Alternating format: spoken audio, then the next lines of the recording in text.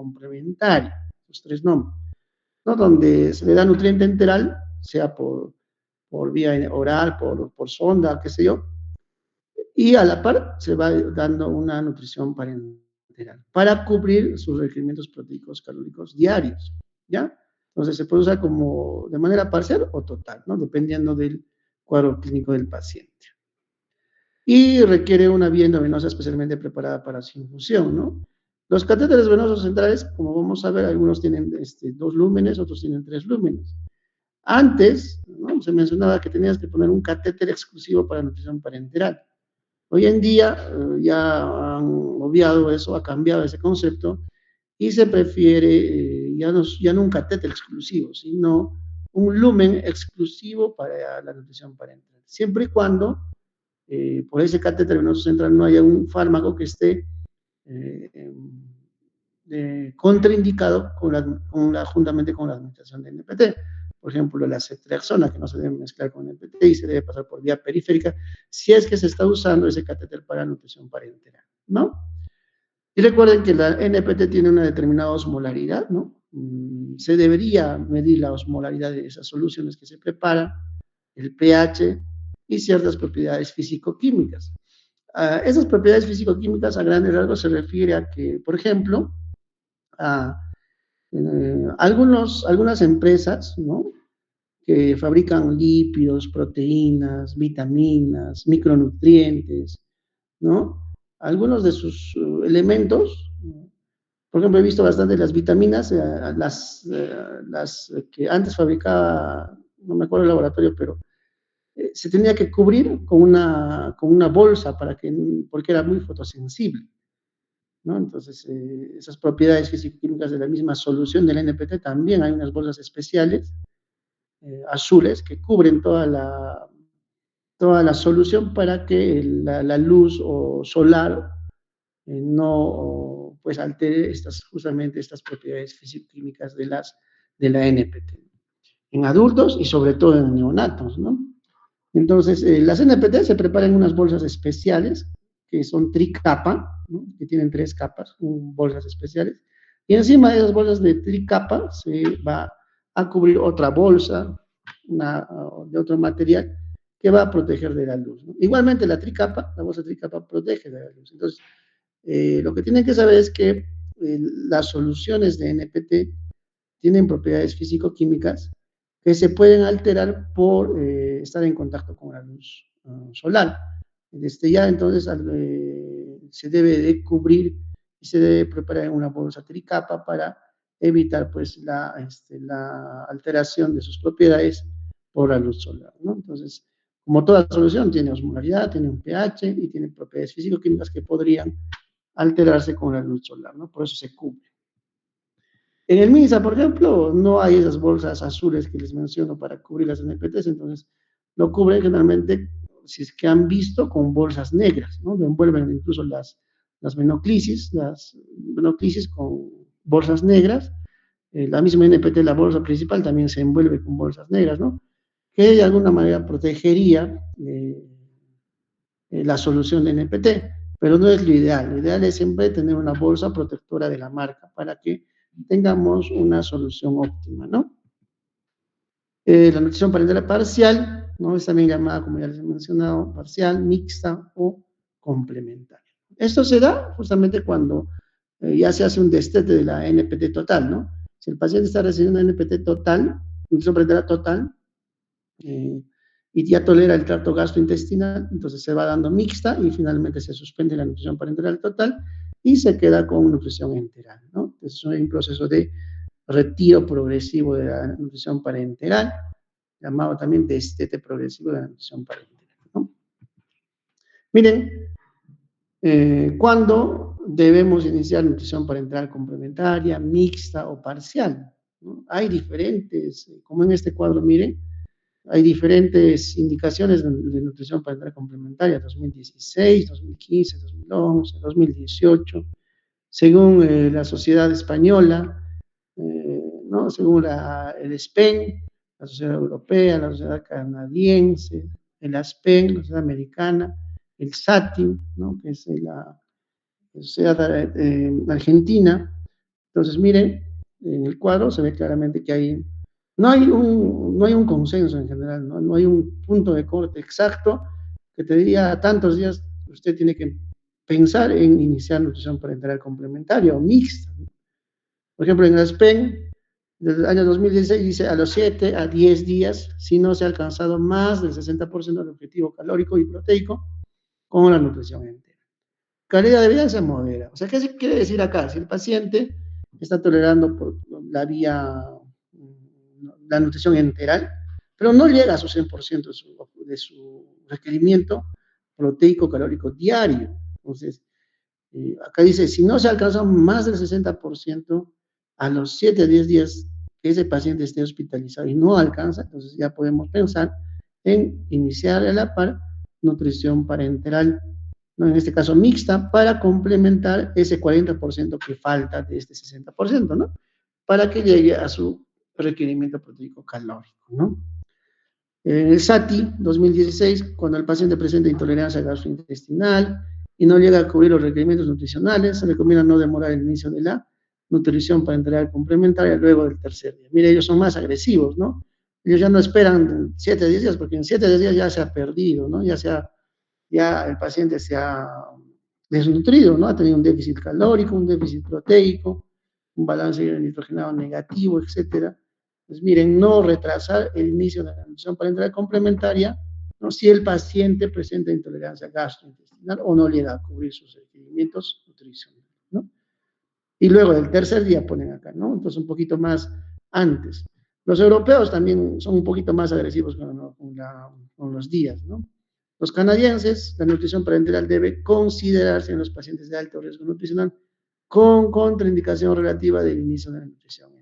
También tienen otra definición. La Sociedad Española, el CEMICU, 2011, al cuarto día, si no se ha cubierto el 60% de los requerimientos calóricos por vía enteral, o si no se cubren a lo largo de su estancia durante al menos 2 días consecutivos, ¿no? Pues también tienen su propio consenso. La cuestión acá es tratar de iniciar la nutrición complementaria, de repente un poco lo más antes posible, ¿no? Si es que no se ha llegado a su requerimiento proteico calórico diario, ¿no? El SPEN 2018, igual al cuarto día, si no se ha recubierto el 60% de los requerimientos calóricos por vía enteral, ¿no? Entonces, como ven, tienen diferentes definiciones, ¿no? Hay el SPEN, el ASPEN, la Sociedad Canadiense, la Sociedad Española, pues cada uno tiene incluso sus puntos de corte, ¿no? Pero en general no hay un consenso, ¿no? Pues teniendo estos conceptos, ¿no? Nosotros podemos evaluar al paciente y eventualmente indicar en una nutrición parenteral complementaria, ¿no? De acuerdo a lo que estemos evaluando, ¿no?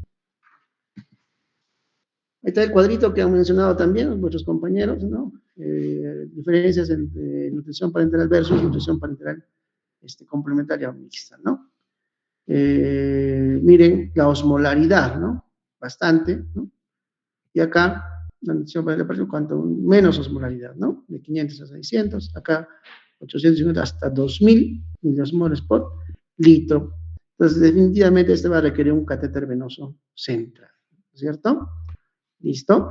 Acá puedes poner un periférico, ¿no? Pero realmente en la práctica, con estos valores de 500, 600, ya empieza a doler, pues empieza a producir febritis en los pacientes que están recibiendo esta nutrición. No todos, no todos, porque incluso Fresenius, que es una empresa que vende estos preparados ya hechos, ya no se necesita mezclar uno por uno, sino ya viene preparado, y en Lima lo están usando bastante en los pacientes oncológicos y para nutrición parenteral domiciliaria. Justamente tienen esos preparados esta osmolaridad. Y bueno, aparentemente les está yendo bien, ¿no? Teóricamente son estos valores, ¿no? Pero algunos con estos valores ya les empieza a molestar la vena, entonces hay que colocar también incluso, así sea solo nutrición parenteral parcial, si es que empieza a molestar la vena o empieza a tener tromboflebitis, hay que colocar pues un catéter venoso central, ¿no? Listo. Ahí está, entonces miren, el central significa que va a desembocar en la aurícula derecha, ¿no? Es ese concepto. El catéter venoso central no significa que va a ir directamente al corazón, sino va desembocar, ¿no? La punta va a estar cerca de la aurícula derecha, no exactamente en la aurícula derecha, porque no se pone a la aurícula derecha, ¿no? Encima, un poquito encimita, 2 centímetros, 3 centímetros encima, la punta del catéter está ahí, ¿no? Entonces, pero no necesariamente también el catéter tiene que estar cerca de la aurícula derecha, ¿no? Por ejemplo, el acceso femoral está un poco alejado, pero el torrente sanguíneo del acceso femoral va a llegar a la aurícula derecha, ¿no? A través de la vena cava inferior, entonces también se considera un catéter venoso central, ¿no? Ahora, este catéter también está entrando hoy en día bastante, ¿no? Ahorita en el seguro por no tenemos, ¿no? Pero ya está entrando y tiene menos riesgo que este catéter venoso central que se coloca en la subclavia, en el yugular, etc., ¿no? Este es el catéter central de inserción periférica. O sea, se, se coloca de manera periférica, ¿no? Y tiene un trayecto largo, que llega hasta la desembocadura de la aurícula derecha, un poquito arriba, ¿no? Entonces, pero es de vía periférica. Entonces, esto a veces el personal de enfermería lo está colocando bastante, ¿no? Y además tienen 3 lúmenes, algunos incluso 5 lúmenes, ¿no? Y se necesita una vía periférica. Claro que tiene todo un trayecto que tiene que sortear todo el miembro superior, ¿no? El braquial, después la subclavia y llegar finalmente a la desembocadura de la vena cava, ¿no? Entonces, ese es un catéter central, porque justamente está llegando a la circulación, a una vena de gran calibre y está desembocando la sangre en la aurícula derecha, catéter central de inserción periférica, ¿no? Entonces, cuando no necesariamente tenemos un catéter venoso central que colocar, cuando el tiempo de la nutrición parenteral es corta, baja osmolaridad, ¿no? Y cuando ya tenemos una nutrición parenteral total o una nutrición parenteral un poco más larga, de mayor osmolaridad, necesariamente necesitamos un catéter venoso central, ¿no? Entonces, la nutrición parenteral periférica no necesitas pues un catéter venoso central de corto tiempo, ¿no? Miren, principales indicaciones de inicio de nutrición parenteral en general.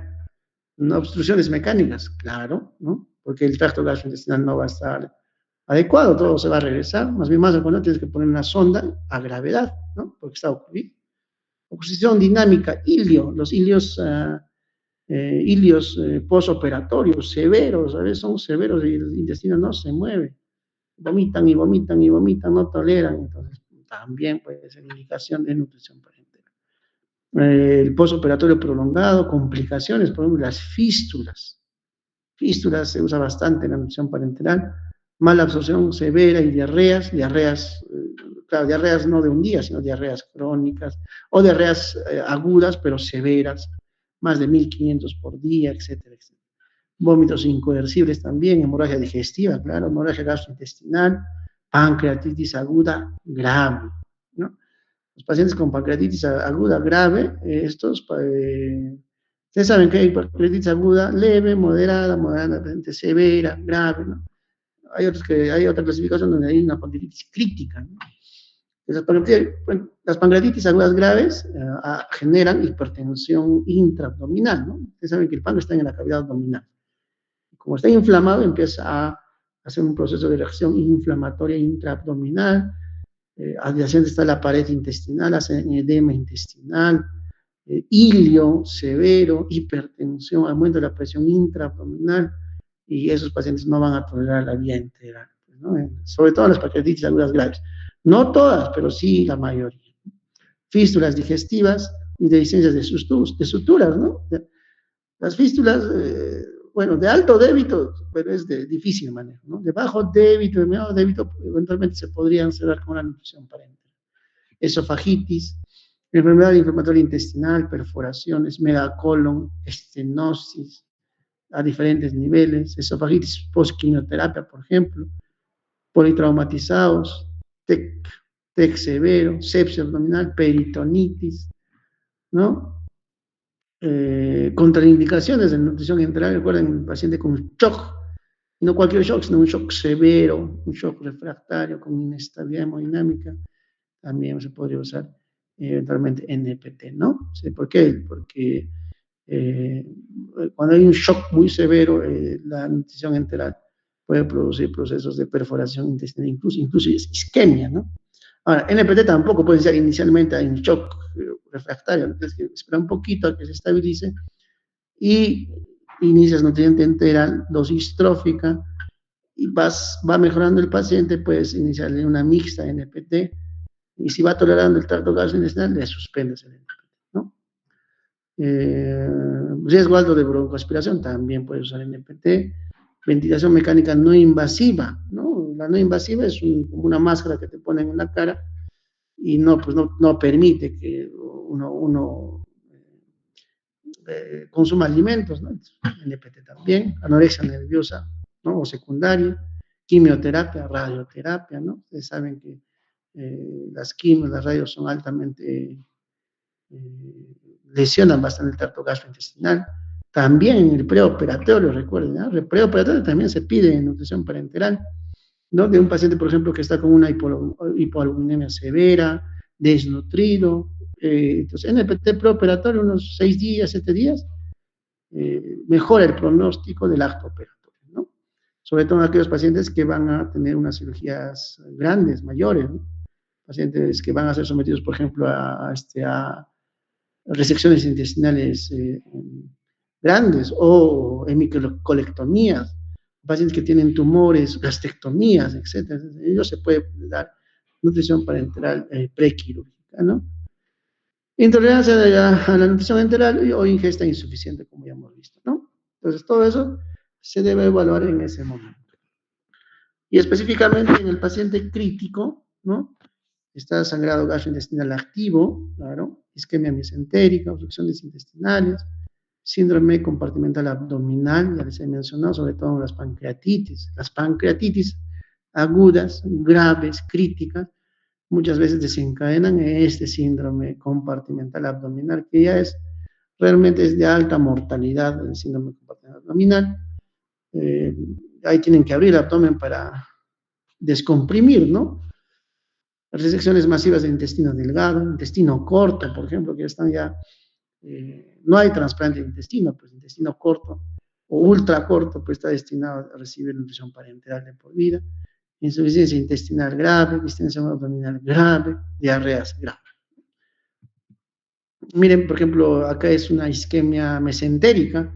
La isquemia mesentérica nos da se refiere a un síndrome donde hay una trombosis venosa, puede haber una trombosis venosa mesentérica a nivel de la vena o puede haber una trombosis a nivel de la arteria mesentérica, ¿no? Miren la irrigación de todo este territorio, no sé si siguen el puntero, ya se están siguiendo, los que están siguiendo, miren, acá este tronco, imagínense que se trombose este tronco, y ese tronco, miren, todas las regiones que va a irrigar del intestino grueso y delgado, ¿no? Si hay un trombo acá, imagínense, prácticamente todo el intestino de esta parte, de esta zona, se va a necrosar, se va a volver cianótico, como acá en la imagen, ¿no? Entonces tienen que sacar, tienen que hacer ostomía, sacar, reseccionar, etcétera. Son cirugías grandes.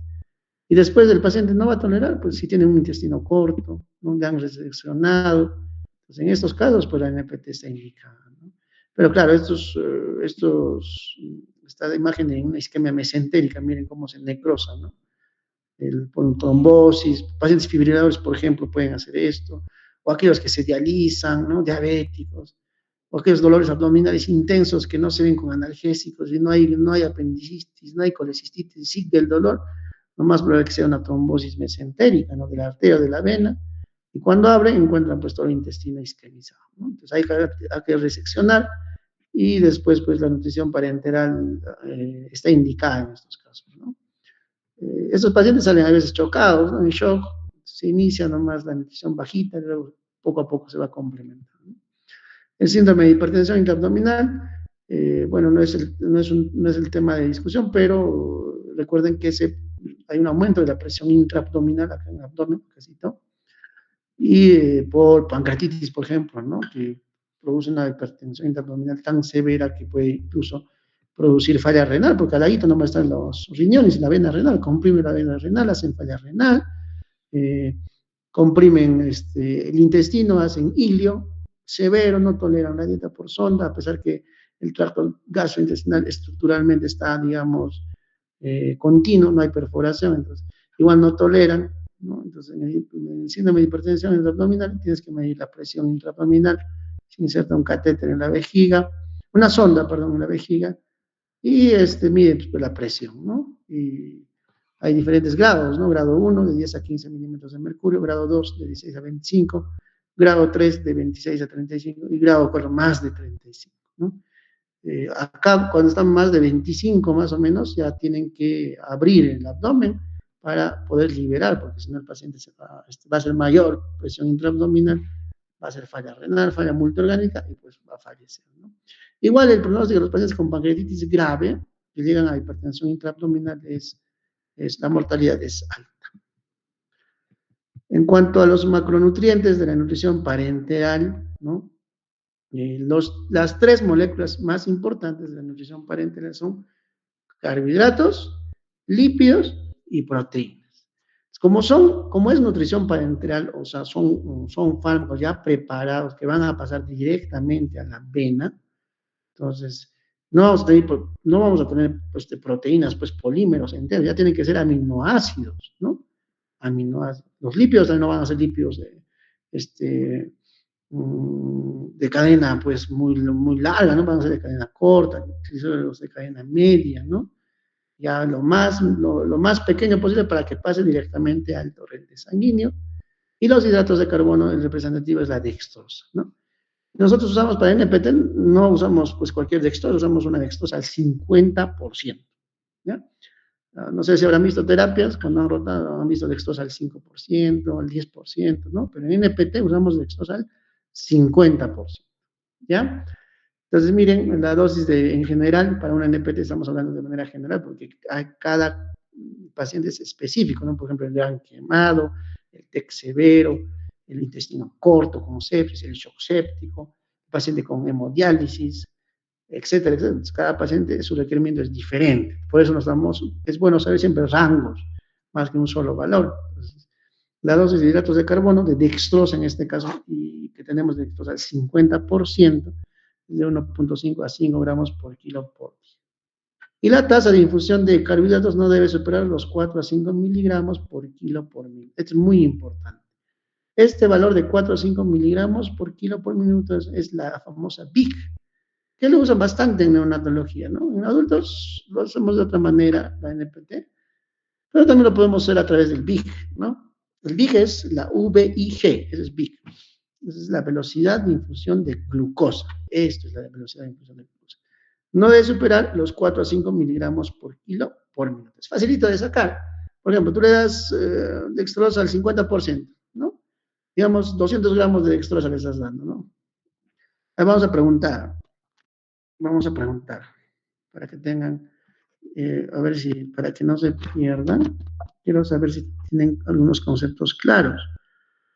A ver, Anel, ¿me puedes decir qué significa dextrosa al 50%? ¿Qué significa ese 50%? ¿Estamos ahí? Sí, sí, sí.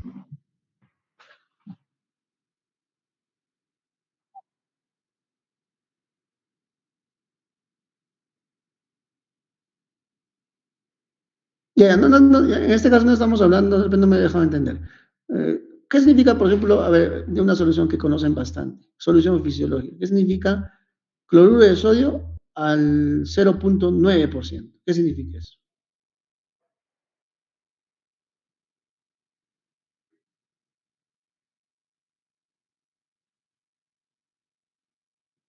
¿Es al 9 por mil? ¿Es al 9 por mil o al 0.9%? Es lo mismo. Ujú. ¿Qué significa? Está cerca. Eso es de la...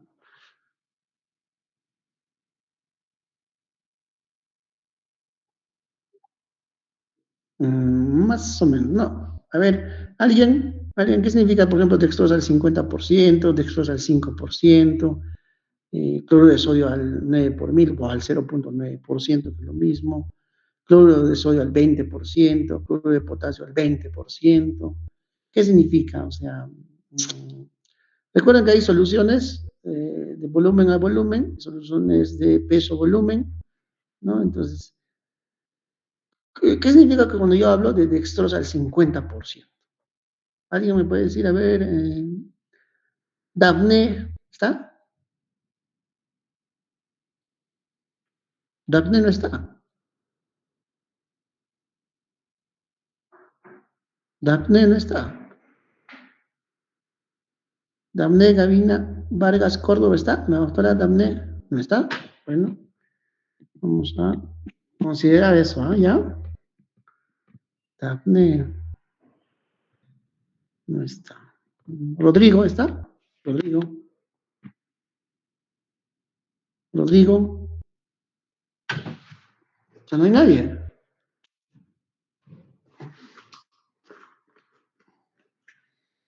Daphne y Rodrigo no están.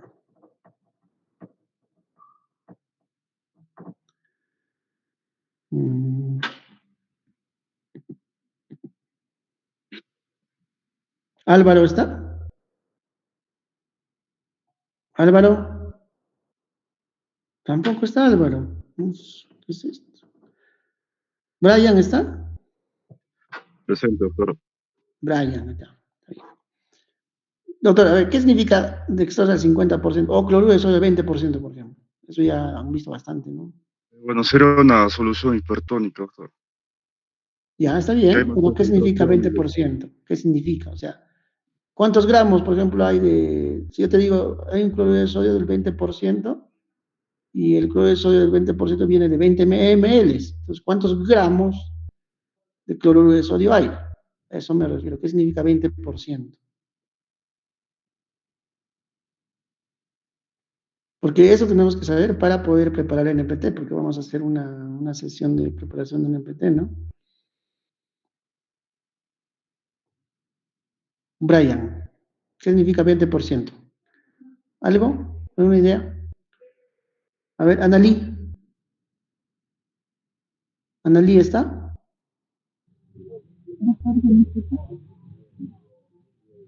¿Nos escucha? Creo que el audio está un poco... Doctor, ¿se me escucha? Ah, ya, Analí. ¿Qué significa el dextrosa al Doctor, 50%? ¿se me escucha? Sí, se escucha, se escucha. Ay, no escucho.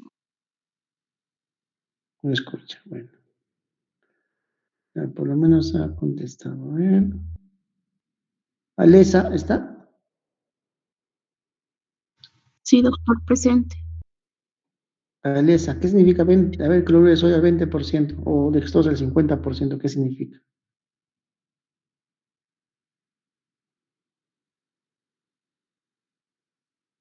¿Alguna idea? Tan cerca, más o menos. Alesa, Doctor, que en 1000 mililitros hay 50% de dextrosa. El ya está casi cerca, no es 1000, pues, si es 50%, ¿cuánto es? ¿Es 1100? 10. El, ¿10? 100, ¿qué cosa es 100? ¿A qué número hace referencia 100? ¿Al 20%, al 30%, al 50%? 100, claro, 100, ¿no? Pues yo hablo de, ahí está Yumi, gracias doctora, muy bien. Si yo hablo, pues, a ver, Analí, levanta la mano, creo que no tiene buena señal. Ya. Es que eso tenemos que saber, chicos, para preparar NPT, si no, nos vamos a perder, pero voy a estar hablando cualquier cosa y no van a entender. Entonces, cuando yo hablo de una solución cualquiera, por ejemplo, de cloruro de sodio al 20%, ¿qué significa? Que, mmm, que hay 20 gramos de cloruro de sodio por cada 100 mililitros. Facilito. ¿Qué significa dextrosa al 50%? Que hay 50 gramos de dextrosa por cada 100 mililitros. Eso significa. Entonces, si el frasco de dextrosa viene de 1000 y es dextrosa al 50%, ¿no? Entonces viene 50 gramos en 100 mililitros. Y si viene de 1000, ¿cuántos gramos de dextrosa tendrá? Solo muy, ¿no es cierto? Ya, está bien. Entonces, Igual, el cloruro de sodio, la famosa solución fisiológica, que ahora ya no es la solución fisiológica porque ya se está, ya se usa lactato Ringer, ¿no? U otras soluciones más que no producen acidosis hiperclorémica. Entonces ya, bueno, solución fisiológica, el cloruro de sodio, que es bastante conocido, eso tienen que saber, al 0,9% o al 9 por mil, que es lo mismo. Al 0,9% de cloruro de sodio, ¿qué es? Quiere decir que es 0,9 gramos de cloruro de sodio en 100 mililitros, ¿no? Si me dicen cloruro de sodio al 20%, facilito también, hay 20 gramos de cloruro de sodio o de cloruro de potasio en 100 mililitros, ¿no? Y si me dicen una solución del 30% de cualquier cosa, ¿qué significa 30%? 30 gramos de ese compuesto en 100 mililitros, ¿no? Eso significa, ¿ya? Entonces eso es importante, ¿no? Por ejemplo, a ver, dextrosa al 5%, ¿qué significa? A ver, vamos a preguntar. Erika, ¿está Erika? Sí, doctor, presente. Doctor, ¿usted ha expuesto o no ha expuesto? No, doctor. De antes no sé si me habré escuchado. Me falta exponer mi parte, Y la doctor. anterior clase, ¿por qué no? Usted no ha mencionado, ¿verdad? Que, no, que falta exponer, porque yo tengo que decirles, ¿no? Ustedes tienen que comunicar, ¿ya? Mm, ya, Si doctor. mañana puede exponer usted, no, mañana no. No sé cómo vamos a hacer ya. A ver, Erika, ¿qué significa, a ver, dextrosa al 5%? 5%.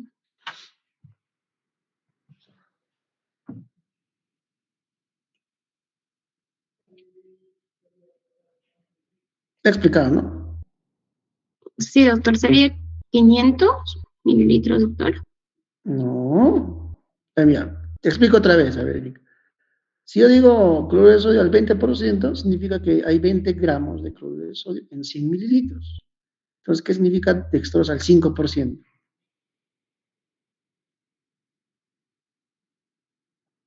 Erika, Sí, doctor. ¿cuánto? 100 mililitros, doctor. Ya, no me estás escuchando. A ver, ¿Darwin está? Sí, doctor. Ya. ¿Qué significa dextrosa al 5%? ¿Qué hay 5 gramos, doctor, de dextrosa en 100 mililitros? ¿No? 5 gramos en 100. Eso tienen que saber, ¿no? Para todos, digo, porque ya han sacado cuántos mil equivalentes tiene este frasco de sodio. Y se saca en función a los porcentajes, ¿no? Entonces, dextrosa al 5%, 5 gramos en 100 mililitros. Dextrosa al 50%, Darwin, ¿Dextrosa al cuánto dijo, doctor? 50%, 50%. Sería 50 gramos, doctor, en 100 mililitros. Ya, 50 gramos en 100 mililitros, ¿no? Y si el frasco viene de 1000, ¿cuántos gramos serían entonces, Darwin?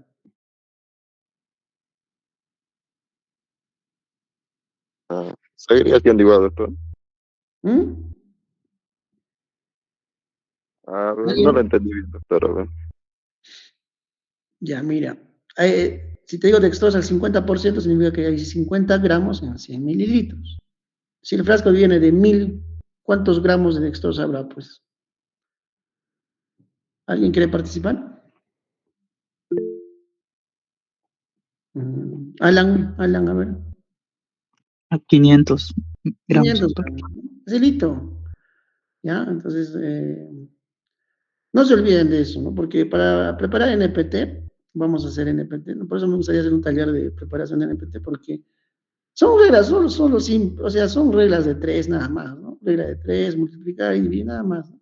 Pero tienen que recordar, pues tienen que saber qué significa 50%, ¿no? Qué significa cloruro de sodio al 20%, qué significa dextrosa al 5%, al 50%, aminoácidos, por ejemplo, el aminoácido viene, el aminoben, o el aminoácido de cualquier laboratorio te viene con un porcentaje de aminoácidos. Entonces, generalmente viene de 10%, entonces 10 gramos en 100 mililitros. El lípido viene generalmente del 20%. ¿Qué significa 20%? 20 gramos de lípidos en 100 mililitros. Porque en función a eso vamos a sacar las dosis para preparar la NPT. ¿Ya? Entonces no se olviden, repasen eso. Entonces, vamos a continuar. A ver, no están, pues ahí mira, hemos llamado a Daphne, Rodrigo y Álvaro, ¿no están? ¿Daphne está? Ahí está, ¿no? Rodrigo, Sí, doctor, sí estoy. ya no ha contestado, ¿ah? Sí, ¿Y sí, Álvaro? doctor. Álvaro, Álvaro.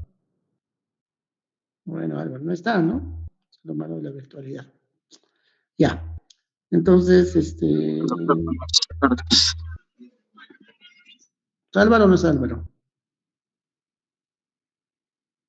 ¿Está o no está Álvaro? No está. Yo soy doctor. Ya. Entonces, miren, vamos a... Entonces, todos esos porcentajes tienen que saber, ¿no? Entonces, miren, las dosis de hidratos de carbono, en este caso vamos a usar dextrosa al 50%, ¿no? Entonces, necesitamos 1.5 a 5 gramos por kilo por día. Lípidos, 0.8 a 1.5 gramos por kilo por día. Y aminoácidos de 1.2 a 2 gramos por kilo por día.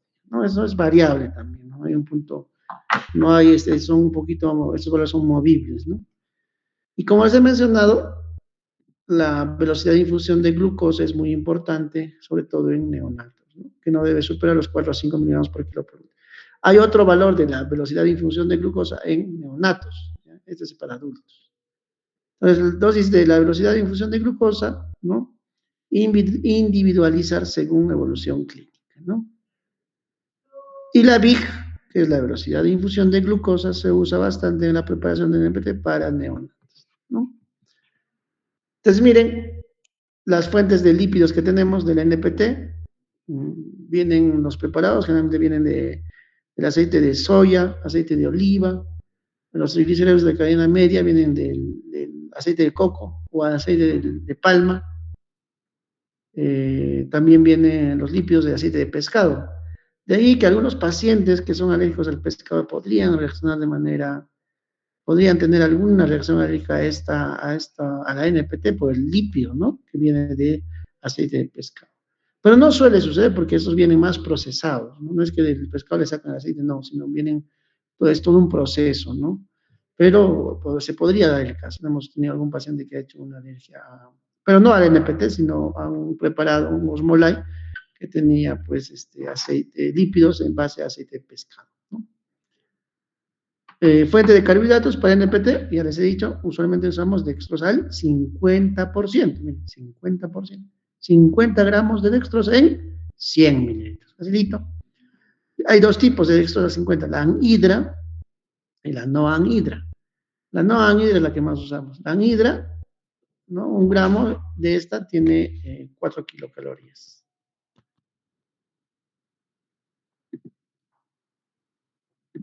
Un ratito, denme 2 segundos, chicos.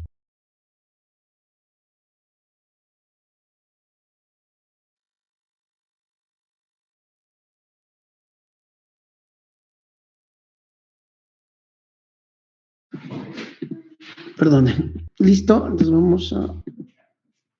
¿no? Entonces hemos hablado de la dextrosa, el 50%, la anhidra, 1 gramo equivale de dextrosa anhidra, me libera 4 kilocalorías. ¿Ya? Acá falta la flechita.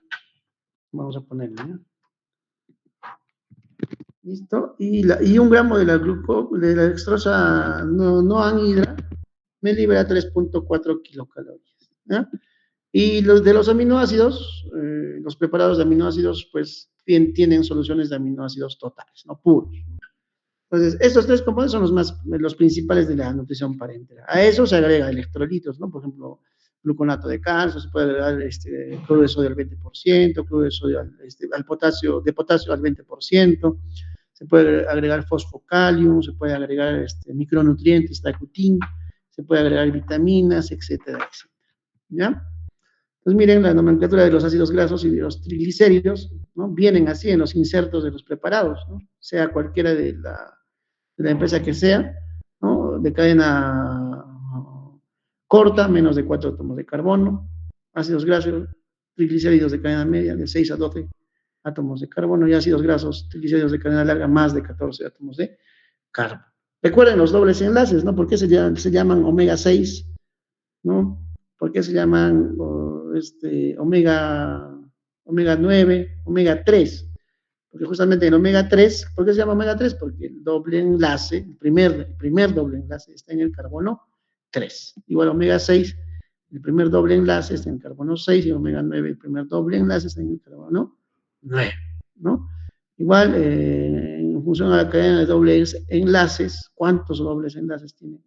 Los insaturados no tienen dobles enlaces. Los ácidos grasos monoinsaturados, un solo doble enlace. Y poliinsaturados se considera que ya tienen 2 o más dobles enlaces, ¿no? Recuerden, ¿ya? Y hay ácidos grasos esenciales y condicionalmente esenciales, ¿no? Pero esto es importante, ¿no? El número de carbonos de los ácidos grasos, la cantidad de dobles enlaces y la posición justamente del primer doble enlace. Por eso llaman omega 6, ¿no? Omega 9, omega 3. Y ya hemos hecho la clasificación de los aminoácidos esenciales, no esenciales y condicionalmente esenciales, ¿no? Todos estos preparados, ¿no? De puro aminoácido vienen en un frasco, ¿no? Y viene al 10%. O sea, ¿qué significa? Que hay 10 gramos de aminoácidos por cada 100 mililitros, ¿no? Ahí está, es también expuesto, ¿no? Estamos repasando, este es según el SPEN, ¿no? Para temas del examen, este cuadrito, tengan muy en cuenta, este es el SPEN, ¿no? La dosis de aminoácidos por gramos por kilo por día, siempre acostumbra de gramos por kilo por día. Total de energías, miren, de 20 a 30, el paciente estable, sobre todo el paciente estable, acuérdense de esto, ¿no? Pacientes inestables, traumas van a haber, pues, depende, no van a haber mucho, ¿no? O si lo van a ver, ya tengan en cuenta esta tabla.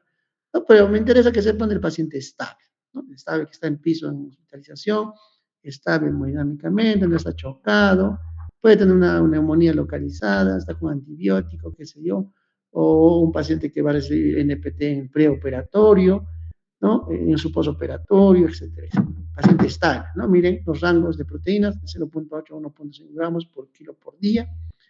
Kilocalorías, 20 a 30 kilocalorías, ¿no? Si pesa 60 kilos, si quiero darle 30 kilocalorías por kilo, entonces tendría que dar 30 por 60, serían 1800 kilocalorías por día. Miren la velocidad de infusión de glucosa de 4 a 5 miligramos por kilo por minuto, ¿no? ¿Ya? Y el fluido, miren, el fluido de 30 a 40 mililitros por kilo por día. Eso en un paciente estable, ¿ya? Estable, no se olviden. Los lípidos, miren, de 1 gramo por kilo por día, los lípidos, un hito. Es la sugerencia del paciente. Después ven el paciente crítico, el politrauma, séptico, miren cómo varía, ¿no? El TEC severo, ¿no? Traumatic brain injury, o sea, el paciente que tiene injuria cerebral aguda, el quemado, miren, hasta 2 gramos por kilo por día, operados de abdomen, ¿no? Miren, incluso se aumenta el exudado que pierden, ¿no? 15 a 30 gramos por litro, en falla renal, etcétera, etcétera. Estos son casos, digamos, ya específicos, ¿no? Que lo tienen que saber de manera general, pero lo que me interesa es que sepan el paciente estable, ¿no? Los micronutrientes, miren, los requerimientos de calcio, magnesio, fósforo, es muy importante, el fósforo, no se olviden, fósforo. En otras partes ya no reponen con cloruro de potasio, sino reponen el potasio con fosfocalio, por el fósforo, porque es muy importante para los procesos metabólicos, ¿no? Que están las dosis requeridas, ¿no? Potasio, sodio, fósforo, magnesio, calcio, acetato, ¿no? Y finalmente los accesos venosos para NPT, tenemos la vena yugular interna, derecha, izquierda, vena subclavia, derecha, izquierda, vena femoral, derecha, izquierda, catéter venoso central de inserción periférica, ¿no? Catéter central de inserción PIC, vamos, PIC. ¿No? El término de central se refiere a que desemboca en una vena de gran tamaño, lo más cerca al corazón, ¿no? Por ejemplo, las venas cavas, ¿no? Las venas cavas, cualquier catéter que desemboque en las venas cavas, ¿no? Se podría considerar un catéter venoso central. Claro que hay posiciones del catéter venoso central, miren, por ejemplo, este es el acceso, no sé si se ve la imagen, ¿se ve la imagen, Anel, doctor Anel? Muchas gracias. Entonces, miren, el acceso, este es ¿no? La vena yugular, ¿no? La yugular, ¿no? Interna, ¿no? Ahí se pone un catéter venoso, ¿no? Y la punta más o menos acá, ¿no? Hasta acá más o menos. No tiene que ir a la aurícula porque produce arritmias, más o menos acá, ¿no? 2 a 3 veces de dedo por encima de la aurícula. Miren, el catéter central de inserción periférica, miren. Vía periférica, pero miren, todo el trayecto hasta llegar acá, ¿no? Hasta la vena cava, ¿no? Superior. Y miren, el acceso subclavio, acá está la clavícula subclavio, ¿no? Subclavio también, igual, colocas, ya está. Entonces acá. Y miren, la femoral, también acceso femoral, ¿no? Está la vena, pero no llega hasta acá, ¿no? Pero sí va a su recorrido y va a desembocar en la aurícula derecha a través de la vena cava inferior, ¿no? Entonces miren estos accesos bien interesantes, ¿no? Todos esos accesos se pueden usar. ¿Cuál es mejor? El mejor acceso para la nutrición parenteral es aquel que está alejado de la contaminación. Entonces, zonas muy contaminadas, vamos a poner puntero, zonas no muy, sino más contaminadas son el acceso yugular, porque está cerca de la oreja. No se prefiere para la nutrición parenteral. Pero si no tienes otro acceso, no hay de otro, tienes que poner, ¿no? Igual el femoral, un poquito de la región inguinal, muy cerca, entonces mayor riesgo de contaminación.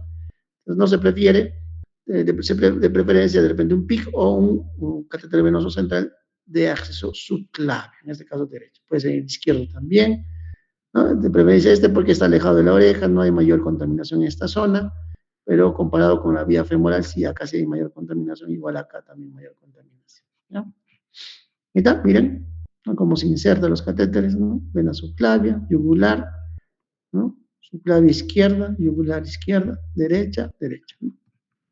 Ahí está el catéter, miren, ¿no? Tiene varios orificios, uno, dos, ¿no?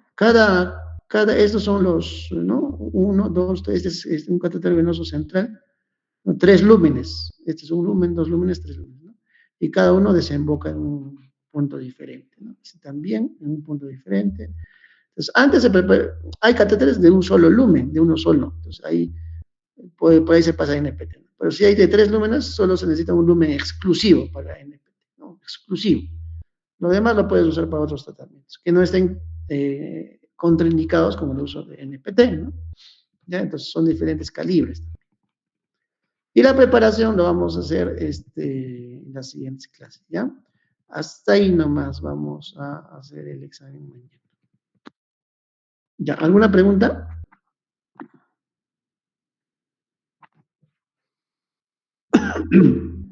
Algunos acá han escrito que han llegado ya pues tarde ya. Acá dice Damne es la última que estuvo, ¿no? Después Erika, Álvaro y Marco Antonio ya tarde. Vamos a ver, ¿eh? A ver, ¿quiénes han llegado tarde? Bolaños, doctor. Bolaños. Tarde. ¿Quién más? Almirón, doctor. Almirón Aguilar. Almirón tarde. ¿Quién más?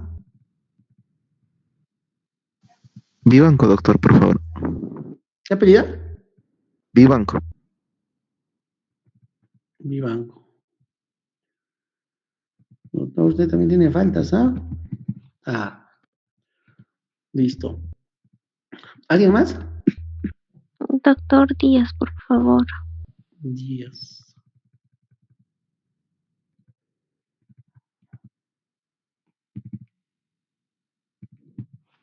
Ah, ya. ¿Alguien más? Doctor López Arizábal, por favor. López. Ya. ¿Alguien más? Ya, nadie más. ¿Listo? Doctor, disculpe, ¿puedo exponer ahora mi parte o todavía va a seguir exponiendo usted? Ya, a ver, unos 10 minutos. Ya, doctor. Tienen que comunicar, pues, chicos. O sea, esperan que yo les diga, ¿no? No, ustedes tienen que comunicar. Doctor, o sea, no he expuesto la otra vez, no había señal. Todo eso tienen que ustedes manifestar. Me puede disculpar, doctor. Ya. A ver, comparta. Ya. Lisette Eufemia, ¿qué dice Díaz? ¿Qué dice Lisette? Está levantando la mano. Sí, doctor, lo voy a bajar, era para la lista. Ah, ya. Listo. Entonces, chicos, mañana el examen ¿a qué hora?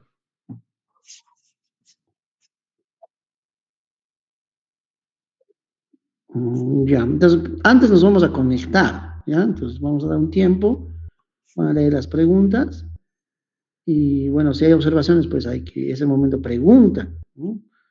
para poder solucionar en ese momento alguna pregunta, modificar, algún enunciado, alguna alternativa que puede estar de manera incorrecta, no intencionalmente, por supuesto. ¿No? A ver.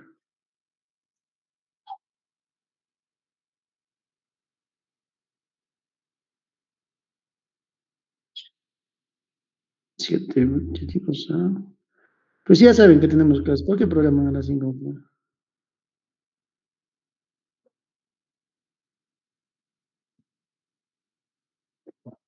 18, 7. Ya está bien, no hay problema, 7. 7 ya. Se conectan, nos vamos a conectar primero. Antes, y vamos a conectarnos, van dando examen y si tienen preguntas, levantan la mano, absolvemos y ya, para que no haya problemas como la primera vez, ¿no? Hay muchos problemas no intencionados. ¿Ya? Ya. Bien, ahora vamos a avanzar. El tema del tratamiento médico y nutricional en el paciente adulto con falla intestinal agudo. Vamos a ver más que todo el tratamiento médico, que aquí la piedra angular más que todo para este tratamiento se centra en 4 aspectos, que es la prevención, el control de la sepsis, la optimización del estado nutricional e hidroelectrolítico y también la reconstrucción intestinal y la rehabilitación intestinal. Se han propuesto varios acrónimos que aquí describen más que todo lo que es la falla intestinal agudo, pero más que todo